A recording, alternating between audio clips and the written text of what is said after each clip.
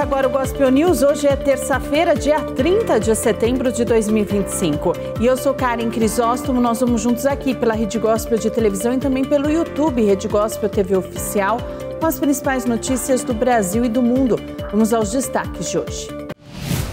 Fundo eleitoral deve crescer em 2026 e políticos terão quase 5 bilhões de reais para gastar em ano de eleição. Dados do governo se contradizem e mais de 2 milhões perdem o emprego em agosto. Estados Unidos e Israel anunciam acordo de paz para a faixa de Gaza, mas Netanyahu nega a criação de Estado palestino. Venezuela se prepara para ataque dos Estados Unidos e anuncia decreto para o estado de exceção. Suspeito de envolvimento na morte de delegado é morto pela polícia no Paraná. E ainda, a derrota do São Paulo no Campeonato Brasileiro. Essas e outras notícias do Brasil e do mundo, agora no Gospel News. Boa noite.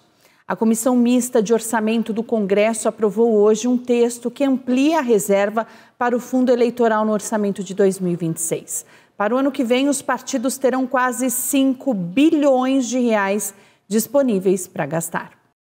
O texto define que o relator da proposta orçamentária, deputado Isnaldo Bulhões, terá de trabalhar com um montante inicial de 4 bilhões e 900 milhões de reais para o fundo eleitoral. O valor supera a proposta inicial da equipe econômica do governo, do presidente Lula, que projetava até 1 bilhão de reais. Sem objeção da base governista, o texto aprovado nesta terça-feira mantém a reserva já existente e determina uma ampliação dos valores, elevando a retirada de recursos de emendas e obrigando o relator a cortar recursos em outros gastos do governo. Mas teve mãos do governo Lula nesse projeto. Isso porque o texto enviado pelo governo prevê destinar mais de 40 bilhões de reais para emendas parlamentares.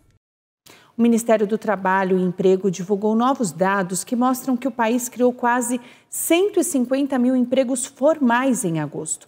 Mas, na contramão, mais de 2 milhões de demissões foram registradas.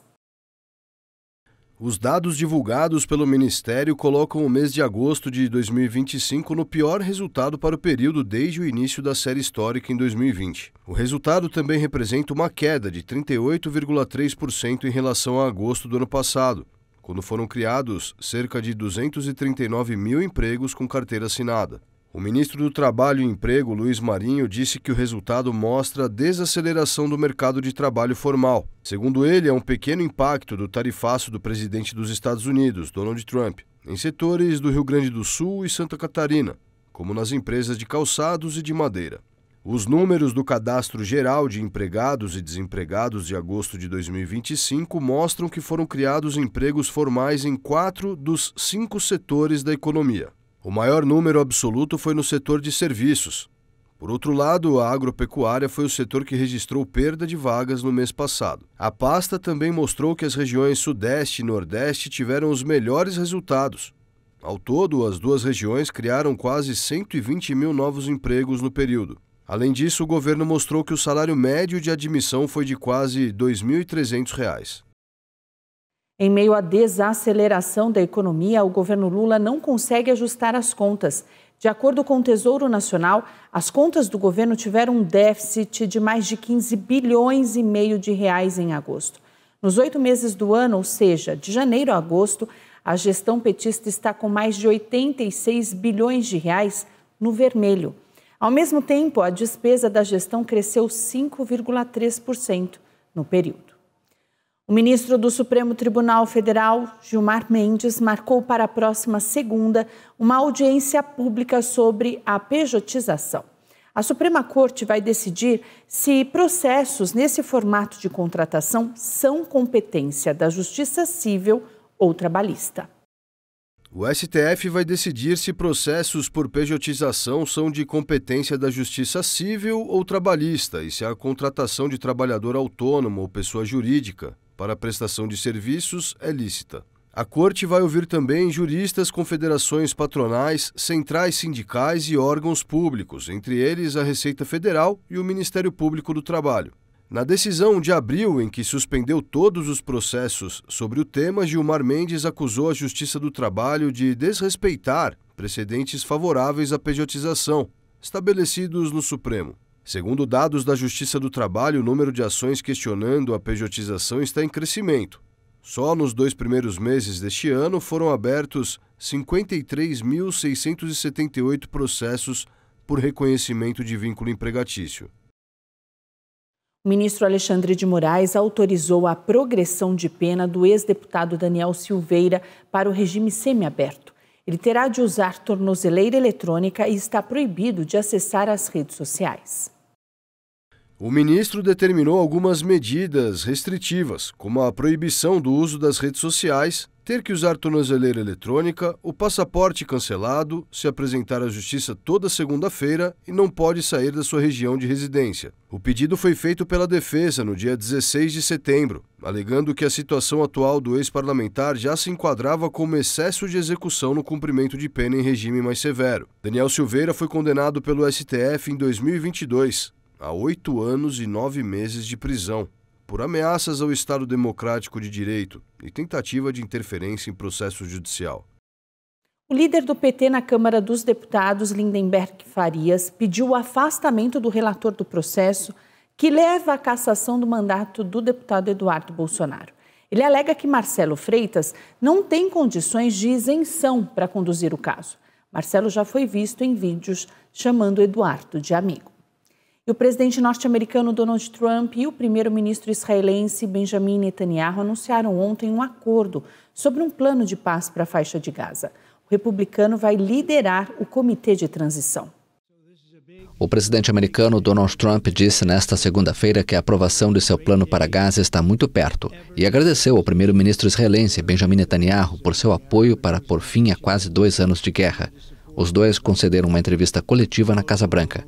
Trump vai liderar um comitê de transição de acordo com o plano de paz para esse território palestino.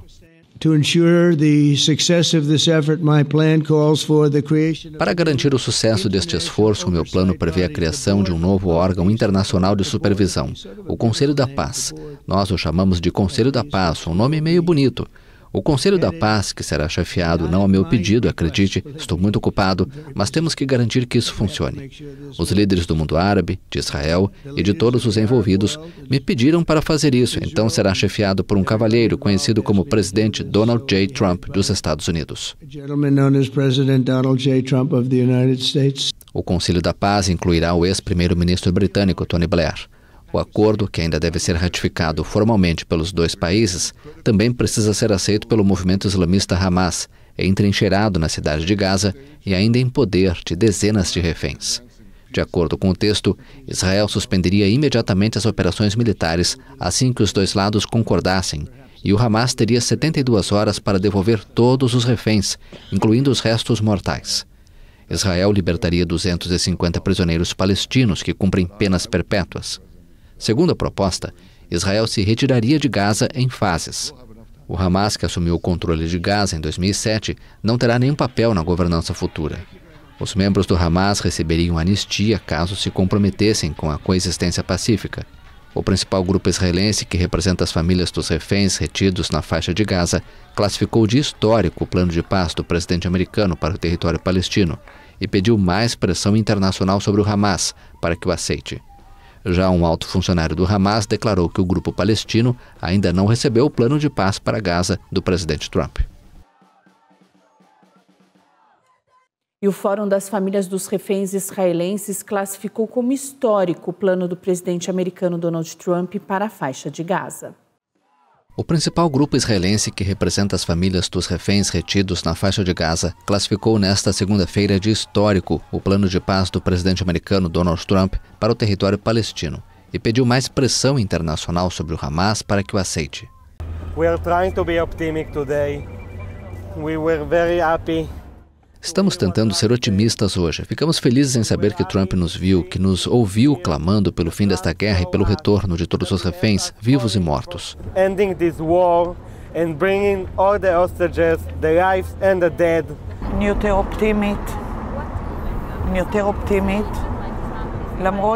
Estou mais otimista, embora ainda tenha um pouco de medo de ser tão otimista. Tenho medo de me decepcionar novamente. Medo porque sofremos muito com os acordos que, no final, explodiram na nossa cara. ממש פוחדת, אנחנו למודי סבל וניסיון רע מאוד של עסקאות שנרקמו והתפוצצו לנו בפרצוף. A Casa Branca publicou nesta segunda-feira um plano de 20 pontos para pôr fim à guerra de quase 2 anos em Gaza, libertar os reféns mantidos pelo Hamas e definir o futuro do território palestino. Em uma entrevista ao lado do presidente americano Donald Trump na Casa Branca, o primeiro-ministro israelense Benjamin Netanyahu apoiou com cautela o plano. A Casa Branca publicou que, se ambas as partes concordarem com a proposta, a guerra terminará imediatamente. As forças israelenses se retirarão para a linha acordada a fim de preparar a libertação dos reféns.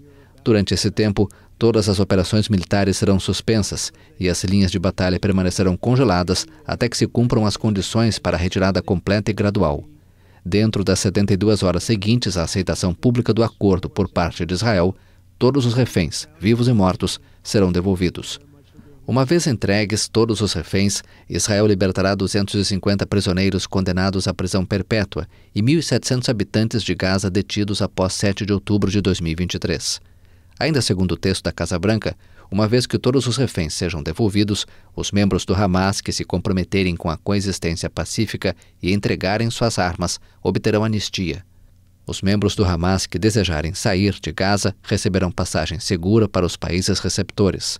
A proposta é que Gaza seja governada por um comitê palestino tecnocrático e apolítico, responsável pela gestão diária dos serviços públicos e municipalidades para a população de Gaza. Esse comitê será integrado por palestinos qualificados e especialistas internacionais, sob a supervisão de um novo organismo internacional de transição, a Junta da Paz, presidida pelo presidente americano Donald Trump. À medida que se avance a reurbanização de Gaza e se implemente fielmente o programa de reforma da Autoridade Palestina, poderiam finalmente ser criadas as condições para um caminho credível em direção à autodeterminação e à criação de um Estado palestino. Donald Trump disse que vai bloquear os fundos do governo para Nova York se o candidato do Partido Democrata vencer as eleições para prefeito da cidade. Zohran Mamdani deve ter como adversário Andrew Cuomo. No final de semana, o atual prefeito de Nova York, Eric Adams, desistiu da reeleição. E a China pediu que a Coreia do Norte trabalhe em conjunto com o país contra a hegemonia global. Os dois países são contra determinadas ações dos Estados Unidos. A China quer fortalecer a cooperação com a Coreia do Norte. O ministro das Relações Exteriores da China, Wang Yi, recebeu sua homóloga norte-coreana Choe Son-hui no domingo. De acordo com um comunicado do Ministério das Relações Exteriores da China, Pequim espera fortalecer a coordenação com Pyongyang em assuntos regionais e internacionais, rejeitar todas as formas de hegemonia e salvaguardar os interesses comuns de ambas as partes, a equidade e a justiça internacionais. A China é uma importante fonte de apoio diplomático, econômico e político para a Coreia do Norte, um país recluso com armas nucleares. E ambos compartilham uma oposição comum aos Estados Unidos. E a Venezuela preparou um decreto para declarar estado de exceção em caso de agressão dos Estados Unidos. A Venezuela tem um decreto pronto para declarar estado de exceção, concedendo ao presidente Nicolás Maduro poderes especiais sobre defesa e segurança em caso de agressão por parte dos Estados Unidos. Uma fonte governamental esclareceu à AFP que Maduro ainda não assinou o documento.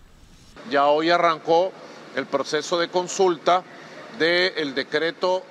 Iniciou-se o processo de consulta ao decreto constitucional que declara estado de exceção devido a uma ameaça externa, em conformidade com a Constituição, para proteger nosso povo, nossa paz e nossa estabilidade.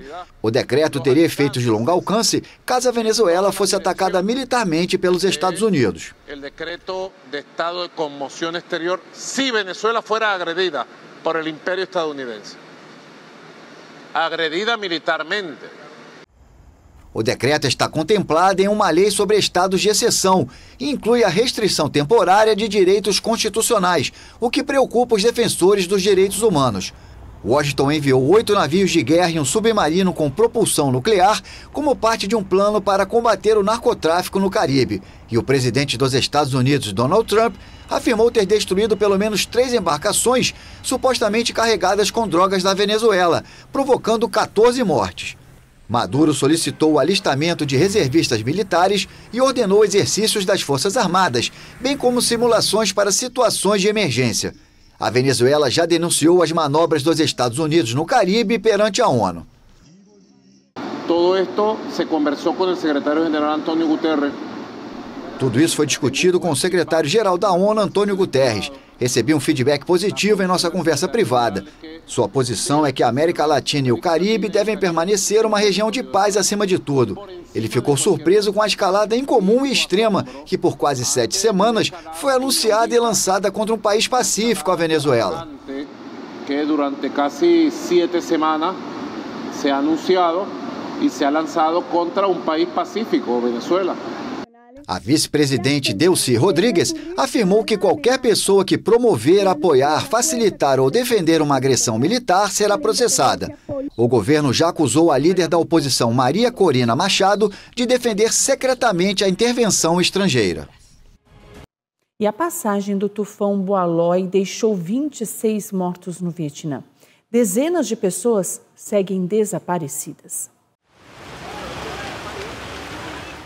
Chuvas torrenciais trazidas pelo tufão Boaloi inundaram Hanoi, capital do Vietnã, paralisando grande parte da cidade e desviando dezenas de voos.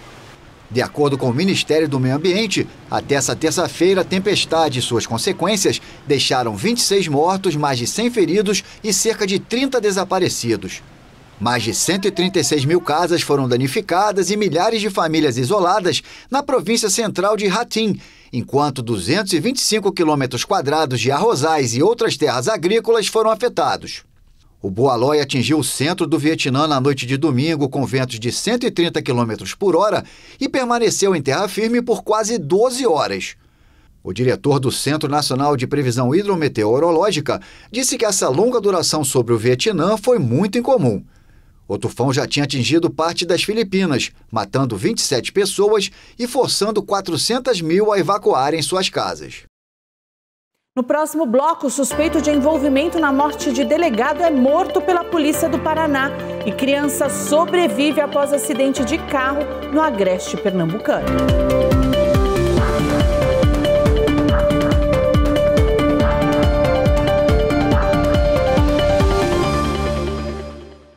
O cantor Mauro Davi, conhecido como Oruan, saiu da prisão. O jovem terá de usar tornozeleira eletrônica e está proibido de ir ao complexo do Alemão.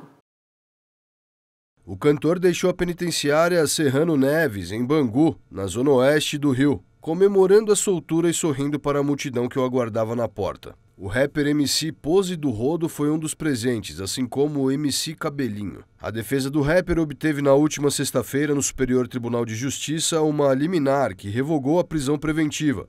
Oruan foi indiciado por 7 crimes e vai responder em liberdade até o julgamento definitivo. A Justiça determinou a soltura, mas estabeleceu uma série de medidas cautelares para substituir a prisão.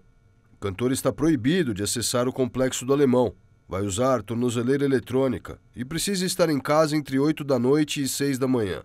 Oruan é filho de Márcio Nepomuceno, também conhecido como Marcinho VP, preso por assassinato, formação de quadrilha e tráfico, apontado pelo Ministério Público como um dos chefes do Comando Vermelho. O rapper tem uma tatuagem em homenagem ao pai e ao traficante Elias Maluco, condenado pelo assassinato do jornalista Tim Lopes.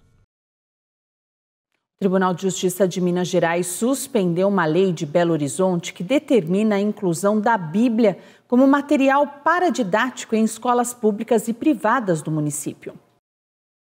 A medida foi aprovada em abril desse ano pela Câmara Municipal da cidade e entrou em vigor em maio. A lei, que agora está suspensa, autorizava a leitura da Bíblia em escolas públicas e particulares da capital mineira, com o objetivo de disseminar conteúdos culturais, históricos, geográficos e arqueológicos. No texto final, os alunos eram obrigados a participar das atividades. A ação direta de inconstitucionalidade foi proposta pelo Diretório Mineiro do PSOL. O partido argumentou que a norma ultrapassa uma competência que é privativa da União de legislar sobre diretrizes e bases da educação. Ao barrar o uso da Bíblia nas escolas, a magistrada considerou que a Constituição brasileira garante liberdade religiosa e a laicidade do Estado. Um dos suspeitos de participar da execução do ex-delegado-geral de São Paulo, Rui Ferraz Fontes, foi morto durante troca de tiros com policiais na manhã de hoje no Paraná. Ele estava escondido num conjunto habitacional popular e reagiu à prisão. Segundo as forças de segurança de São Paulo, Humberto Gomes morreu após confronto com policiais paulistas e paranaenses, em São José dos Pinhais. Ele estava escondido num conjunto habitacional popular e reagiu à prisão. Segundo a investigação, foram encontradas digitais do suspeito numa segunda casa em Mongaguá, usada pelos criminosos envolvidos no homicídio de Rui. Até o momento, 4 pessoas foram identificadas e presas por envolvimento no assassinato de Rui Ferraz. A polícia também identificou outras 3 pessoas que tiveram as prisões decretadas e são procuradas. O Departamento Estadual de Homicídios e Proteção à Pessoa também investiga se Fernando Gonçalves dos Santos, conhecido como Azul ou Colorido, teve algum envolvimento no caso. Ele é apontado como um dos chefes do PCC na Baixada Santista. Uma das linhas de investigação é a de que o ex-delegado foi assassinado pelo PCC por seu histórico de combate à facção, que comanda o tráfico de drogas no estado. O ex-delegado tinha 64 anos e foi um dos responsáveis pela prisão de Marcos Williams Erbas Camacho, ou Marcola. A outra hipótese é a de que Rui possa ter sido vítima de uma emboscada e morto pelo PCC em razão do seu trabalho como secretário da administração em Praia Grande. Uma criança de 9 anos suspeita de ter matado a própria mãe com uma facada na semana passada teria cometido o crime após ser repreendida pela mulher. Familiares disseram à polícia que a criança já apresentava comportamento agressivo antes do crime. Segundo familiares que prestaram depoimento, o menino já apresentava um comportamento agressivo. O boletim de ocorrência mostra que a mãe foi esfaqueada após uma discussão familiar. Após ser repreendida verbalmente, a criança pegou uma faca e acertou um único golpe no abdômen da mulher. A criança ficou sob a responsabilidade dos familiares e não chegou a ser encaminhada para a delegacia. Mas o conselho tutelar foi acionado. O BO afirma que, em virtude da idade, não foi necessário a aplicação de medidas socioeducativas e, por isso, a criança foi liberada. O menino está atualmente sob a responsabilidade de uma prima da vítima, identificada como Maria Amália Jesus de Oliveira. Em entrevista, ela afirmou que, aparentemente, a ficha do menino ainda não caiu. O caso foi registrado como ato infracional análogo a homicídio e segue sob investigação da Polícia Civil. O motorista de ônibus, identificado como José Romero Bezerra Leite, matou um passageiro a facadas após uma briga em Parelheiros, no extremo sul de São Paulo. Uma testemunha disse que a confusão começou após o motorista não parar o veículo em um ponto de ônibus. Durante a revista, os agentes encontraram uma arma de fogo, uma câmera e também munições com o motorista. O caso foi registrado como homicídio, porte e posse ilegal de arma de fogo de uso restrito. E em Pernambuco, uma criança de 5 anos sobreviveu por dias ao lado dos pais que morreram em uma colisão contra um cavalo. A criança estava na cadeirinha infantil no momento do acidente. Um carro em que estavam um casal e o filho deles, de 5 anos, foi encontrado capotado numa ribanceira, em Garanhuns, no agreste de Pernambuco. O homem de 31 anos e a mulher de 33 morreram no local, presos às ferragens, mas a criança sobreviveu. Segundo a Polícia Rodoviária Federal, o acidente pode ter ocorrido entre sábado e domingo, mas o carro só foi localizado no início dessa semana. A suspeita é de que o motorista tenha colidido contra um cavalo, perdido o controle da direção e saído da pista. O animal também foi encontrado morto. O menino foi encontrado por um vaqueiro, que ouviu seu choro e localizou o carro virado. Segundo a Polícia Rodoviária Federal, havia uma cadeirinha no automóvel. O menino de 5 anos apresentou ferimentos leves e foi socorrido para o Hospital Regional Dom Moura. Segundo a instituição, ele segue sob acompanhamento integral da equipe. A seguir, China desponta como destino turístico e entra no radar dos brasileiros. E São Paulo perde mais uma no Morumbi vazio e com protestos da torcida.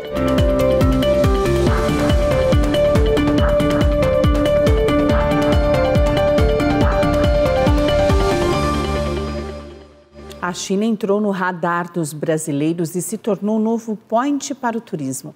As plataformas de viagens registraram uma alta de até 200% nas buscas pelo país em 2025. O ano de 2025 marcou um ponto de virada no olhar dos brasileiros para a China. Pelo menos é isso que apontam levantamentos feitos por plataformas como Kayak, Decolar e Booking.com no país. As empresas mostram que as buscas por voos e hospedagens para o país asiático cresceram de maneira impressionante em comparação a 2024, com um aumento que chegam a ultrapassar 200%. Hong Kong, Pequim e Xangai despontam entre as cidades mais procuradas. Mas todas essas informações tratam apenas de buscas e não de reservas confirmadas. Em julho, o Ministério do Turismo e a Embaixada da China no Brasil fortaleceram a relação bilateral no turismo com o acordo de desenvolvimento de uma série de ações a fim de promover os destinos e as culturas de ambos os países. Entre as ações está a realização do Ano da Cultura Brasil-China, em 2026, além da criação de uma rota turística integrada envolvendo os países dos BRICS e parcerias voltadas a nichos específicos, como o turismo de esportes. Apesar do entusiasmo, o passo da concretização da viagem ainda encontra entraves significativos. Segundo a Mundo Ásia, o preço das passagens aéreas continua sendo o maior deles. Os bilhetes entre Brasil e China em classe econômica geralmente variam entre R$ 8.000 e R$ 25.000.